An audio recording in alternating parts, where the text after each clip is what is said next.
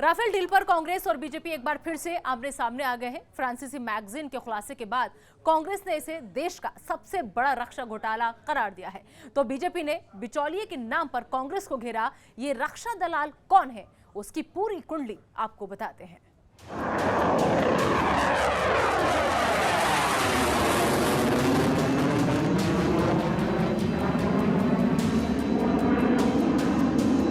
Rafale deal में corruption को लेकर फ्रांसीसी मैगजीन मीडियापार्ट पहले भी खुलासा कर चुकी है, लेकिन ये पहला मौका है जिसमें एक बिचौलिए का नाम सामने आया है, जिसका नाम सुशैन मोहन गुप्ता है। मीडियापार्ट का दावा है कि दसौं ने 2001 में सुशैन गुप्ता को बिचौलिए के तौर पर हायर किया था। भारत सरकार ने 2001 में लड़ाकू विमान खरीदने का ऐलान किया था। राफेल विमान खरीदने की प्रक्रिया 2007 में शुरू हुई। 2007 के बाद से सुशैन गुप्ता पूरी तरह से सौदे को फाइनल कराने में लग गया।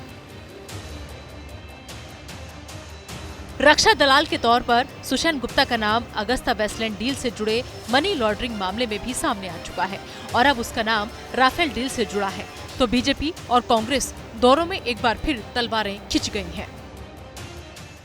24 जून 2014 की तारीख थी उस नोट पर। वह नोट सुशैन गुप्ता ने डसॉल्ट को भेजा था और उस नोट में क्या लिखा था। 24 जून 2014 नई सरकार थी, मोदी जी की सरकार को 1 महीना हो चुका था, शपथ लिए, स्थापित हो चुकी थी। सुशैन गुप्ता उस नोट में लिखते हैं डसॉल्ट कंपनी को कि पॉलिटिकल हाईकमांड के साथ मैं आपकी बैठक करवा सकता हूं। सुशैन मोहन गुप्ता, SM गुप्ता।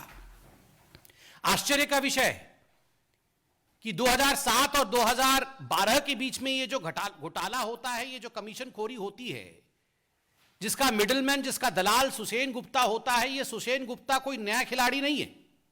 ये एक पुराना खिलाड़ी है जो VVIP चॉपर गेट स्कैम था, जिसको ऑगुस्ता वेस्टलैंड के नाम से जाना जाता था।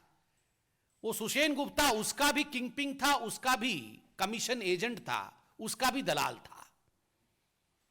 This is too much of a coincidence.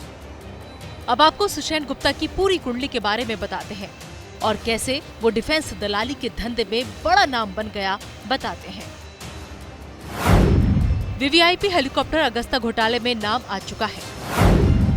Agusta घोटाले मामले में गिरफ्तारी हो चुकी है। एम्ब्रायर जहाज घोटाले में सुशैन के खिलाफ जांच जारी। इजराइल की कंपनी से भी कमीशन लेने का आरोप लगा। जहाज के इंजन बनाने वाली कंपनी की एजेंसी ले रखी है। सुशैन गुप्ता रक्षा दलाल है, उसका धंधा ही कानून को ठेंगा दिखाना है। लेकिन जिस तरह से बीजेपी और कांग्रेस एक दूसरे पर कीचड़ उछाल रहे हैं, ऐसे में बड़ा सवाल यह है कि सरकार चाहे किसी भी पार्टी की हो, साउथ ब्लॉक तक बिचौलिए की पहुंच कैसे हो जाती है। मिडिलमैन को रोकने के लिए आखिर क्यों सार्थक कवायद नहीं होती।